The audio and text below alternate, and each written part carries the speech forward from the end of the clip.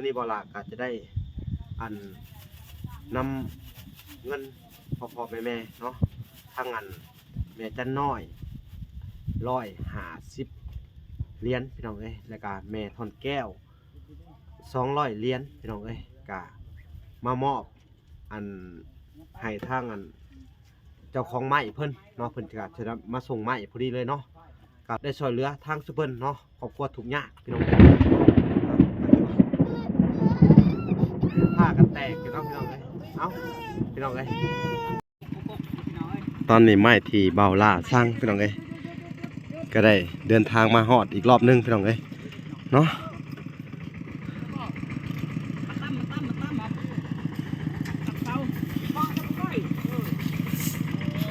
เดินหน้าได้บ่เนี่ยเอาหยุดเอาครึ่งไหนป่ะเอาที่ไปอยู่ข้างนั้นเอาถึงเด้อปลารวมช่วยแล้วตั้งเลยเอาได้แล้วงอกปอไม่มันหายากเนาะแม่นเอาไม้ในห้องขึ้นใหม่เด้อเดี๋ยวมันสิอันน่ะกงระวังหาบนห้องมีบ่พี่มาพี่เบื้องนี่มาบนหมู่นี่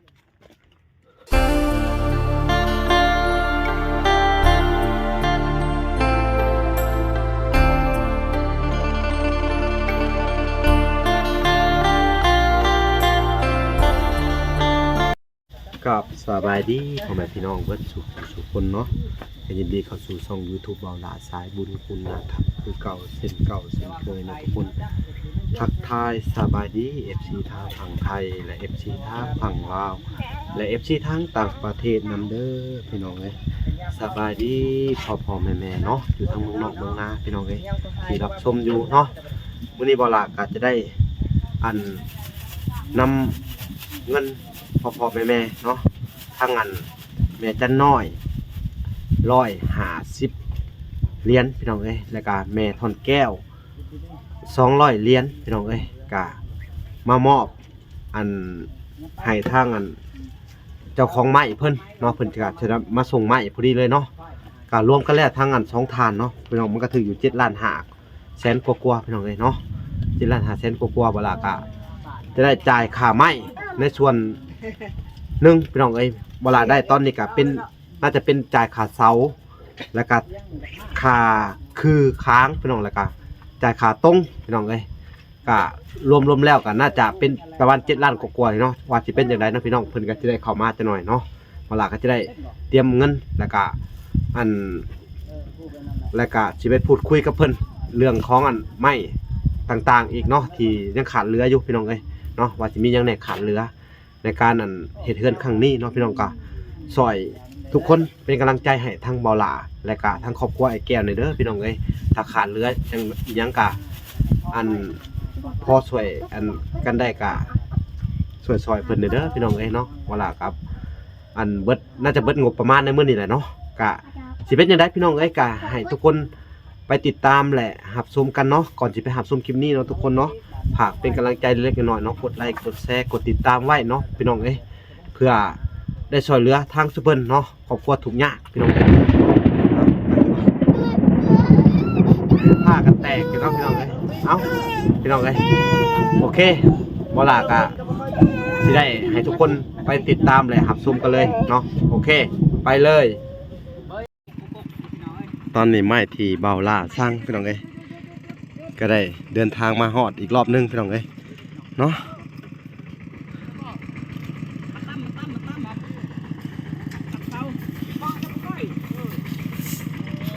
เดินหน้าท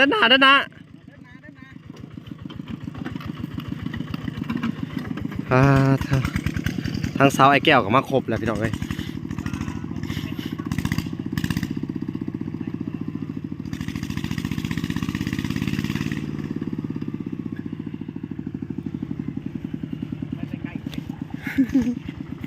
สบายดีปะละ สบายดีวาสนา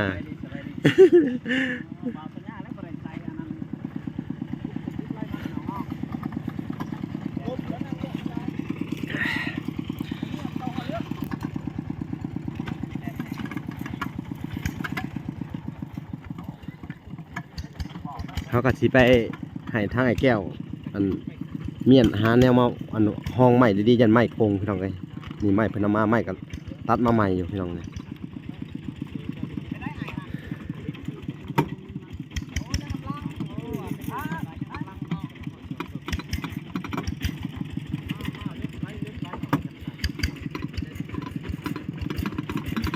ตัวใส่บีแตกนักเขาแล้วเสา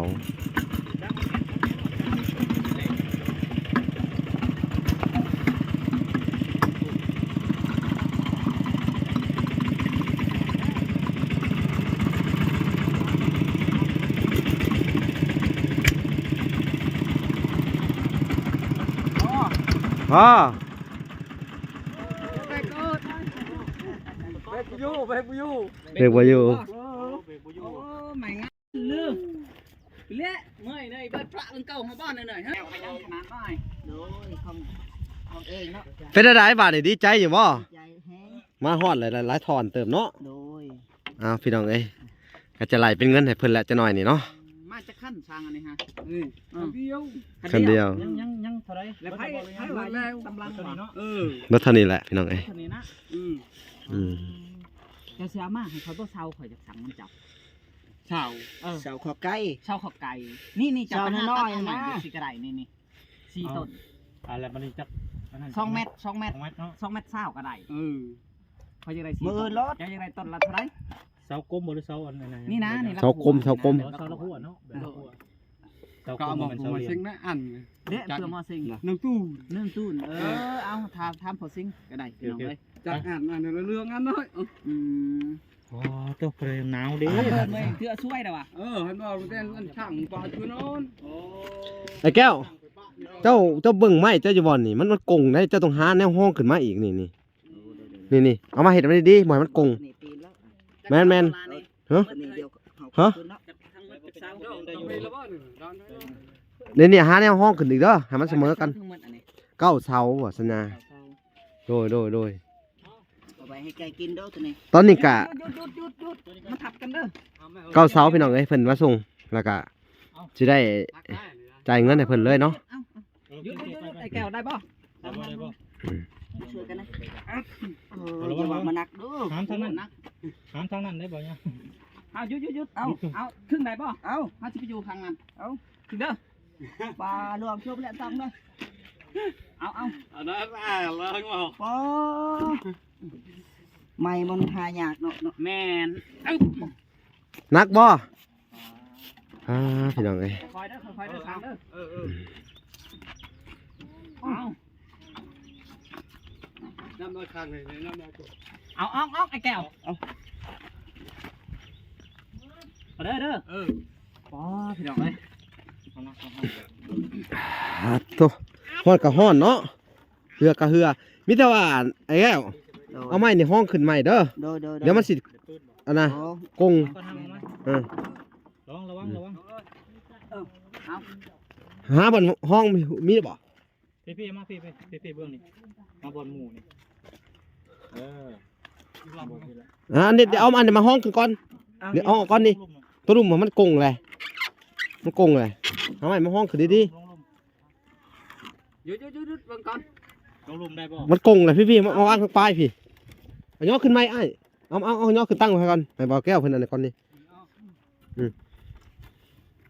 ย่อขึ้นไหมย่อขึ้นวางครึ่ง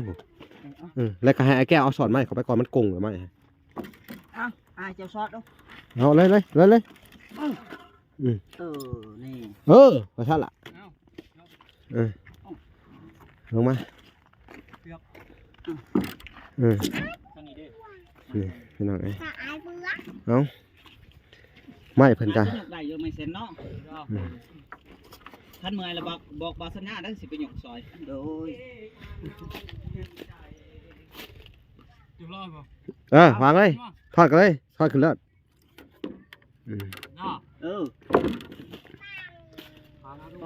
แดดแห้งบรรยากาศเนาะ โทรศัพท์กับห้อนพี่น้องเอ้ย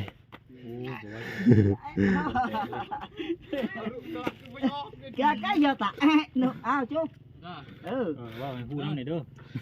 ว่าเอ๊ะเพิ่นว่าคือสิหนักเฮ็ดใส่เนาะ ภาษาลาวซะสิได้พูดกัน สองสามตัวเบิ้งสองสี่ห้าครบเลยพี่น้องเลยเขาก็จะไล่อันรวมกันเบิดเลยพี่น้องเป็นเงินทั้งอันแม่ทอนแก้วและการแม่จันน้อยพี่น้องเลย พอดีงามบัดนี้มา เขาวิ่งเลยบางกูหลับเลยเนาะเอ้าเดือดร้อน ลง ยองเลยมั้ง เอา ลงเลยโอ้ซิมมือแล้วตายไปเลยซิมมือเลยโอ้กัดมือจนได้เนาะใหม่ก็ได้ตายเลยกัดมือกันอยู่ลองซีมตีนต่อได้บ่เลยลองมีที่ตร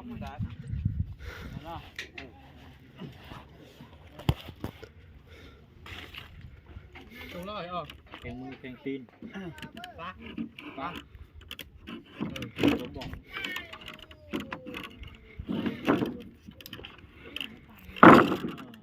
โอเคไม่พี่น้องเลยอันนี้ก็ไม่ค้างเฮือนพี่น้องเลยเนาะค้างเพิ่นก็เอาลงไปเทียมห้อยแล้วเนาะสิให้ทางเพิ่นเฮ็ดบินมาให้เวลาก็สิจ่ายตามบินพี่น้องเลย ตาเกินสวยนะ ทางเจ้าของใหม่กันมาเลยพี่น้องเอ้ยเดี๋ยวเวลาก็สิคุยกับพิเศษกับเพิ่นพี่น้องเอ้ย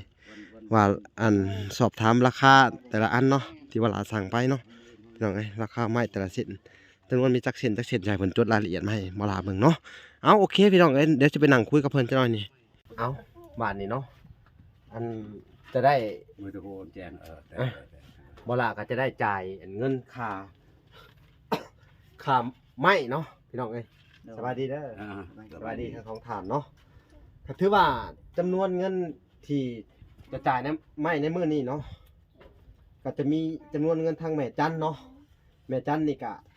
เพิ่นก็ได้ผากมาน้ำบอล่า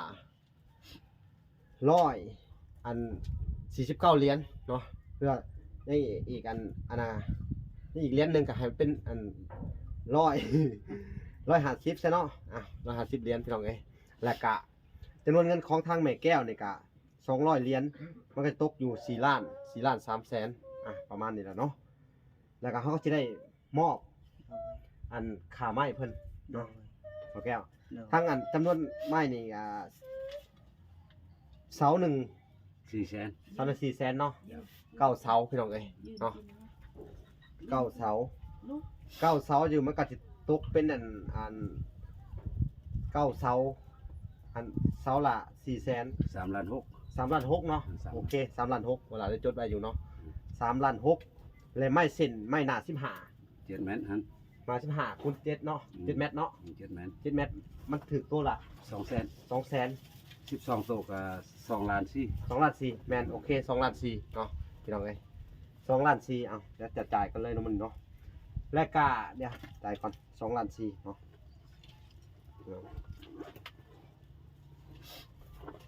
2 ล้าน 4จ่ายรวมเลยเด้อเนาะ ใจรวมก็ได้ของเฮารวมหมดเลยไม่ใช่แจ้งเขาว่าสิจ่ายรวมก็ 2 ล้าน 4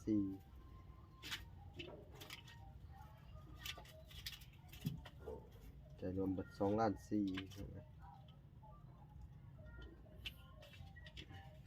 เอาโอเคจ่ายเสาก่อนก็ได้เสานี่มันถืออยู่เบิ่ง 3 ล้าน 3 ล้าน 6 แสนจำนวนเสาอัน9 ต้นพี่น้อง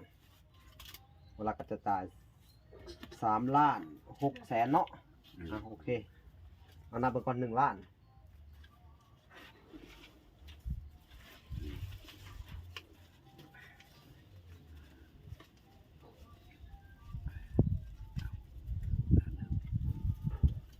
2 ล้านจะเป็นจำนวนเงินทางแม่ถอนแก้วพี่น้องเอ้ยเนาะมันก็ได้ฝากให้วาลาไว้จำนวนเงินอยู่$200มันก็ถึงอยู่4 ล้านกว่าเนาะ4 ล้าน 3มาเบิ่ง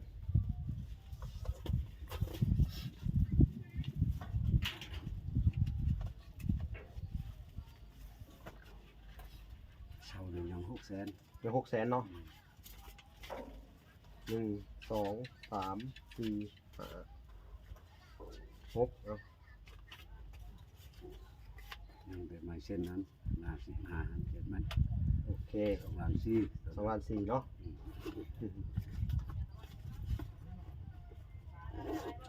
2ล้าน4แสนน้องเอ้ยทั้งไม้เส้นเนาะ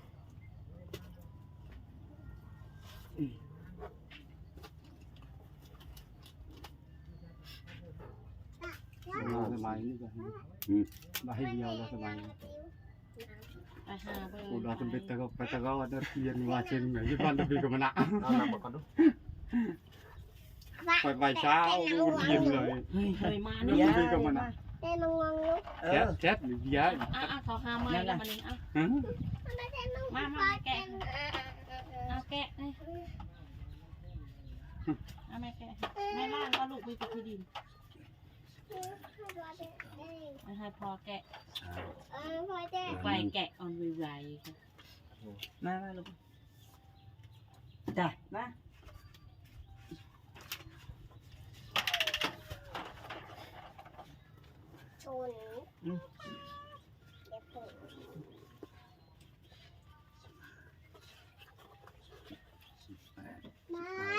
20ล้านหนึงยัง400,000 ได้4แสนเนาะ อ่า โอเคก็ว่าพอเงินนี่เนาะพี่น้องเนาะบ่ละก็จะร่วมกันแล้วในสองแม่เนาะก็คือทั้งแม่จันนี่ไอ้3ล้าน3ล้าน2แสนเนาะแล้วก็ทั้งอันแม่ทอนแก้วนี่4ล้าน2แสนรวมก็ออกก็พอดีเป็นแสนพี่น้องเอ้ยเนาะ5ล้านเอ้ย7ล้าน5แสน ขออภัยนะพี่น้องรวมกันทั้งสองเจ้า7ล้าน5แสนเนาะบ่ละก็จะได้จ่ายทั้งหมด6ล้าน6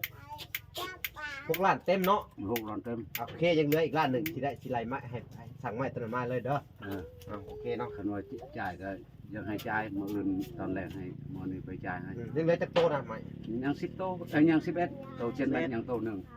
2 3เอานี่4แสนมันบอก ฮะ 4แสนบอกกินนี่ ตัวปลายตัวนี้ปลายมัน400,000นี่ได้แต่2ล้านนี่เด้โตอันนี้ นั่นว่า4แสนเนาะ ยัง400,000 บอก วันนี้ตัวนั้นยังบ่ทันจ่ายเด้อนั่นหน้า12อันเด้ 5แม่นทัน 5เมตร เออ 52 เออ 5เมตร 5แม่น อันเจะสิมาส่งมันเลยบ่ มื้ออื่นนี่สิส่งเลย ถ้ามาส่งมือจังเอาบ่ได้บ่เลือดอะไร อย่าขอมื้อนี้เลยสิไปใส่นี่ จักโต 10โต 10โต กับเสาอันนั้น4ต้น ข้อ ขอ ไก่ ไก่ ขอไก่ฮะ เออ อันนั้นต่างหากเด้อ เออ ขอไก่นะเจ้าต่างหากนะ อันนั้นเจ้าทหารบอก แม่ต้องพูดทาง โอ้ นั้น แต่ต้องไปถามตัวนั้นเด้อ บอกสัญญา ตัวนั้น เพราะว่าอันจะไหลมาด้วย 800,000 800,000 ของตัวนึง80เด้10โตก็800,000 โอ้แม่นแหละ เอ้าจ่ายเลยก็ได้คือว่าหมื่นนะมาเนาะ ตอนแรกประมาณ4โมง 4โมง เด็กมัน เพราะว่าได้มันไหม้แล้วแต่ว่ามันคือต้มแล้วมันยันมันไปบ่ได้เลยจะเป็นในยกก่อน ถือว่ามืออื่นนี่มาส่งเนาะ มาส่ง มาส่งอีกเครื่องไม้ตัวหนึงเนาะที่เนาะ เออ พี่น้อง800,000 ไม่นี่ปลา ตรงมันเนาะ ใช่ไหม เจ้าก้าวพ่อบ่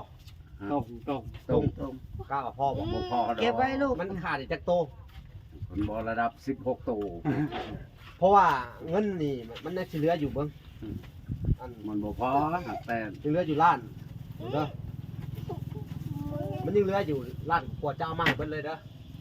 เอามาอีก5กับ8โตเนาะ บ่10โต 10โต 10โตเอามาอีกอันให้เบิดเงินอยู่เงินมันจะถึกอยู่ล้านหาเอามาอีกเอามาให้มันเบิดซะเจ้ากะเบิ่งเพื่อนประมาณนี้มันสิใช้จักโต ประมาณ16โต เอามาให้เบิดเลยเนาะไล่มันดูบัตร16โตมันครับอะไร16โตนี่มัน เบิ่ง10โตก็800,000ล้าน2 ล้านช่อง บ่ล้าน2 80,000 ล้านช่อง80,000โอเคงั้นสิจ่ายไปเลยเอามาให้มันครบเลยเด้อ เออ ตรงเนาะ จ้า โอเคเอาตรงเอามาครบเลยโอเค อย่าลิ้นลูก เวลาจ่ายเท่าไหร่15โตมันบอก16โตเนาะ 16 โอเค16โตจ่ายไปเลย มันถืออยู่ล้าน ล้าน2 80,000 โอเคเดี๋ยวจดไปก่อน ไม่ ตรงเนาะตรงเนาะ ไม้ตรงน่ะ12 5เมตรเพราะมันเจ้า ไม่ตรง น่ะแต่น่ะ ไม่ตรงหน้า12ไม่ตรง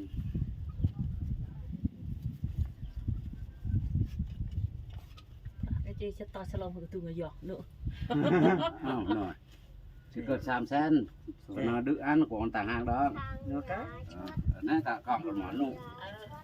อันนี้สินะบ่ bỏ rước của cha qua nó bây giờ phải son lòi sọp เมน เอาครับพอดีไอ้ทางเบิดมันถึกตัวละ 7 làn son sèn 80 พัน โอเค7 ล้าน7 ล้านเนาะ7 ล้าน2แสน 80 พัน เอาตัวนี้ก่อนก็ได้เอาไม้นี่ไม้อันนะไม้ตรงนี่มันถึงล้านเท่าไหร่ล้าน2แสน làn son sèn 80 พัน ล้าน2แสน 80 พัน นั่นนี่ลูกหาย ไป ละ ไปเดี๋ยวไปใส่ไว้ในกระเป๋าป่ะเจอในกระเป๋าไปได้จะนอนเดี๋ยวฮะลงไป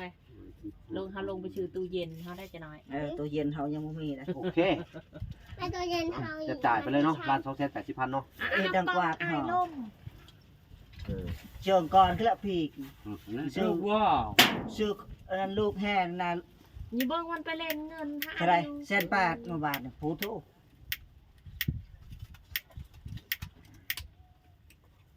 ล้าน2แสนเนาะ 80 พัน เอ้า ไปได้ให้ลาน3รถหัวหน้าเอ้ย โอ้ย ขอนำน้องนุ่ง นี่แหละขอซื้อข้าวซื้อน้ำเพิ่น เออ ล้าน2แสนเนาะ เจ้ายัง1 2 2 3 4 มันขาดลูก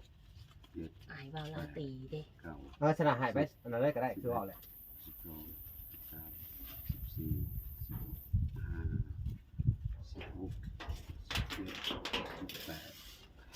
19 ล้านนึง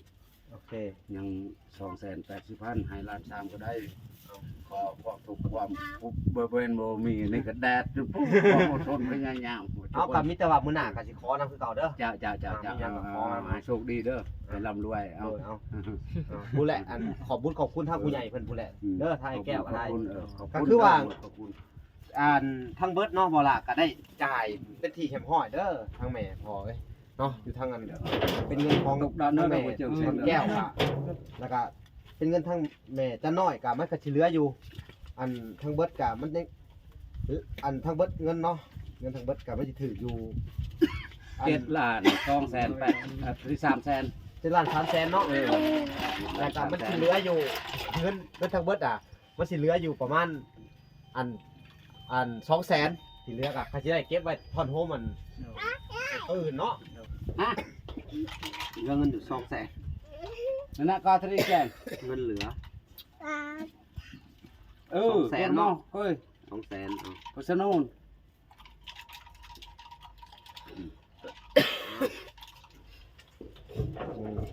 ฉันอยู่หันต้อง5 เมตรรถฉันอยู่ นั่นแหละเอาต้อง 16 โต เออ ทางหมู่เจ้าสั่งตามหมดเด้อ สั่งตามงบเนาะบ่ล่ะก็จะได้อันสั่งตามงบพี่น้องเอ้ยก็คืองบในส่วนของแม่น้อย แม่จันน้อยแล้วก็ทั้งแม่ถอนแก้วพี่น้องเอ้ยรวมเงินกับทั้งเบิดก็ถึงอยู่350ประมาณนี้เลยเนาะพี่น้องเอ้ยแล้วก็ได้ใช้จ่ายไปทั้งเบิดเลย7ล้านเนาะ 7 ล้าน 300,000 7ล้าน3แสนแล้วก็ยังเหลืออยู่2แสนเนาะบ่ล่ะก็สิเก็บไว้ซื้ออันแทงเสาต่อเนาะเอาถังตีนเสาก่อนเนาะก็ถือว่าเบิดงบแหละพี่น้องเอ้ยก็สิว่าจังไดก็ถือว่าหมื่นไม้ก็ยังสิมาเพิ่มเนาะ เป็นตรง เป็นตรง คืออันเดี๋ยวจะอธิบายให้ทุกคนฟังเนาะแล้วก็ซื้อไม้ทั้งเบิดก็ได้ไม้เส้นเขาเอิ้นว่าอันเอาไม้คือเนาะ คือค้าง คือนี่ คือค้างจบแล้วตัวนี้16 โต คือค้างได้แล้วเนาะ ได้หมดแล้ว คือค้างจบไปเลยเนาะ ตรงก็ได้แล้ว16 โต ตรงก็ได้แล้วเนาะ ยังแต่สัญญา โอ้ยังชิญัวจากโต อันสัญญาเนี่ย16 โต 16โตเส้นโตเท่าไหร่นะ ตัวนั้นหันโต150,000 โอ้เขาบ่แพงปานใดพี่น้องเอ้ยแล้วก็อันชิญัว16โต เจ้า แล้วก็อันแล้วก็มีหยัง อันนั้น ค้าง เด้ ข่าว ข่าวมัน ข่าวจากโต 20 โต 20โตเท่าไหร่นี่ข่าวนี่ ตัวนี้เขาสิสั่งจักเม็ด มันบ่แพงปานใดหรอกเนาะ ก็บ่แพงปานใดดอก ข่าวนี่เดี๋ยวอันฮัสิเบิ่งเฮือนประมาณเฮือนหาประมาณอันเก้าเสานี่มันสิถือประมาณ7คูณเท่าไหร่นะ7คูณ8เนาะเฮ้ย บ่ เจ็ด อัน7คูณ5 7คูณ5เนาะ 7คูณ5 โอเค7คูณ5 ข้าวมันนี่ตกคันบ่จักตอนนี่เอา6เมตรโลด เอา6เมตรเนาะเอา6เมตรเนาะ ข่าวเนาะ ข่าว เอาก็ถือว่างบประมาณกะได้เบิดได้แต่เพียงอันเขาเอิ้นว่าอันคือค้างเนาะ กับ และกะกับตุ้งพี่น้องไงก็ยังขาดอยู่อันไอ้เขาเอิ้นว่าไอ้หยังแหน่ สัญญัว สิญัว ยัง16โต ใน16โตแล้วก็ ข้าวก็ยัง20 ยัง20โต บัดนี้48 48 ประมาณ70โตนี่แหละ ประมาณ70โตพี่น้องไงยังขาดเนาะ แล้ว พี่ ก็ น้อง แป้ เอ้ย นปู แล้วก็แป้นปู แป้นผ้า แป้นพาแป้นแอมอะไรเนาะ แป้นแอมอะ เอ้าก็ถือว่ายังขาดเหลือหลายอยู่พี่น้องไงเนาะในส่วนอันตัวนี้พายอยากเพิ่มเติมเข้ามาอีกทีหนึงเนาะทางสวยทางไอ้ครอบครัวไอ้แก้ว กาเป็นบุญเป็นกุศลพี่น้องเอ้ยช่วยเหลือครอบครัวอนาถาหรือว่าครอบครัวทุกข์ยากเนาะอันในส่วนนี้ก็คืองบประมาณของบลาก็มีเท่านี้เนาะก็ที่เหลือผู้ใหญ่อันทานได้ที่เบิ่งคลิปนี้แล้วเนาะพี่น้องอยากช่วยเพิ่มอีกเนาะในการอันชื่อหยังนะที่ญัวเนาะ สัญญัว แล้วก็อันชื่อ ข้าว ข้าวเนาะแล้วก็แป้นปู แป้นปู แป้นแอมเนาะ 48 48 สังกะสีกับท่านได้มีพี่น้องเอ้ยเนาะกะยังบ่ทันได้เป็นเฮือนชัดเจนพี่น้องเอ้ยในส่วนของงบประหลาดกับได้เบิดไปแล้วเนาะพี่น้องก็ยังเหลืออยู่200,000กีบก็จะได้เก็บให้เพิ่นเนาะงบประมาณอันในส่วนนี้ก็เป็นของอันแม่จันน้อยแล้วก็เป็นของทั้งแม่ทอนแก้วเนาะแม่จันน้อยก็150เหรียญแม่ทอนแก้วก็200เหรียญเด้อ ขอบคุณเลยขอบคุณครับ เอ้าก็จะให้อันทั้ง เบาแก้วก็ขอบคุณ ไอ้แก้วเพิ่น ขอบคุณ ขอบคุณเด้อแม่ทอนแก้ว โดย แม่ยังแม่ จันน้อย แม่จะน้อยเด้อ โดย ที่ชูเรือครอบครัวไอ้แก้ว โดย ทุกมื้อนี้ได้ให้อยู่ดีมีแฮง โดย ให้ร่ำให้รวย โดย อย่าให้เจ็บอย่าให้ใครเด้อแม่เด้อ โดย ชื่อก็บ่เป็น โดยเอ้า ความเจ็บจะได้ความไข่จะมีให้ร่ำรวย ให้ร่ำรวยต่อไปเด้อ เงินเก็บ อันเงินบาทล่างหมาเงินดอลลาร์ล่างเข้าเขาให้เขาร่ำรวยเอามันเงิน โดย เอ้า เอ้า บ่เคยกิน ก็คือเวลาได้บอกไปในเบื้องต้นแล้วเนาะงบประมาณเฮากะเบิดไปแล้วพี่น้องเหลือแต่200,000ตีนเช้าอีกเนาะ กินเช้า ตีนเช้ากะสิบ่แพงบ่ได้หรอกตีนเช้าเนาะตีนละ100 200เนาะ ประมาณนี้แหละ พี่น้องเอ้ยใครอยาก ซอยเก้าเช้าลดแล้ว เก้าเช้าเนาะตีนเช้าก็ได้เนาะก็คือว่าในเรื่องของอันงบประมาณพี่น้องเอ้ยกะมีซ้ำนี้เนาะก็มีซ้ำนี้เนาะแล้วก็บ่ล่ะก็ได้เบิดงบแล้วพี่น้องเอ้ยกะพิงวอนอีกผู้ใหญ่เนาะผู้ใหญ่ใจดีทุกท่านหรือว่าผู้ใดที่อยากจะช่วยเพิ่มเติมเนาะในส่วนที่เว้ามาเนาะเป็นอันเป็นสิญัวแล้วก็เป็นทั้งอัน ข้าว เป็นปูเป็นแอม พี่น้องเอ้ย แอม48 โดย ไม่สิแปด ไม้สีแผดเนาะแล้วก็เป็นสังกะสีเนาะพี่น้องเอ้ยบ่ล่ะก็ยินดีเด้อยินดีอันเป็นสะพานบุญให้พี่น้องเอ้ยเนาะแล้วก็จักสิว่าจังไดพี่น้องเอ้ยเนาะถ้าบ่ช่วยให้แก้วมื้อนี้ก็จักสิกินอยู่จังไดความลำบากของเพิ่นพี่น้องเอ้ยทางบ่ล่ะก็สิพยายามทำให้เต็มดีที่สุดแล้วก็ทำให้เต็มที่เนาะทันทีเฮ็ดได้เนาะคือว่างบประมาณคำว่าบ่มีผู้ใหญ่เพิ่นช่วยก็สิบ่ได้มาซำนี้เนาะ และก็อีกอย่างหนึ่งงบกะเบิดเท่านี้แล้วกะพาอยากสานต่อหรือว่าพาอยากเพิ่มเติมอีกกะยินดีคือเก่าพี่น้องเอ้ยเนาะเอ้าก็ขอบคุณ ครับคุณ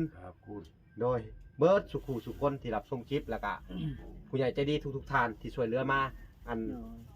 ที่ผ่านมาเนาะให้ไอ้แก้วได้อยู่ดีมีแห้งได้อยู่กินอยู่ดีมีสุขกับครอบครัวเนาะก็ขอบคุณเนาะว่าจะไปหาหมอไปนั่นเจ็บไข้ได้พยาธิซื้อเครื่องของต่างๆนากะก็มีอันทั้งแม่ตู้ USA พี่น้องเอ้ยที่ว่าอันมีส่วนร่วมแล้วก็ทั้งแม่แก้วแม่จันน้อยแล้วก็แม่ๆหลายคนพี่น้องเอ้ยที่บ่ทันได้เอ่ยชื่อมาพี่น้องเอ้ยเนาะถ้าเกิดว่าเพิ่มเติมได้ก็ให้ดีเนาะก็อยากให้เรามีเพื่อนที่มั่นคงแน่พี่น้องเอ้ยแล้วก็สงสารเด็กน้อย2คนนั่นแหละเนาะยังบ่ฮู้อีโนอีเนยังฝนตกกะแข่งแต่ก่อนเนาะ โดยแม่ อันเพิ่นได้ยังอยู่ในกระต๊อบเนาะ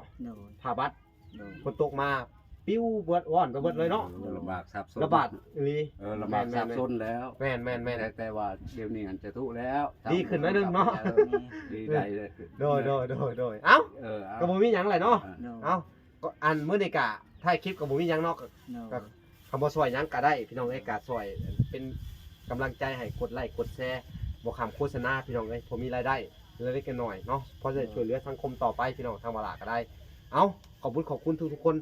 อ่ะขอกล่าวคำว่าสบายดีเด้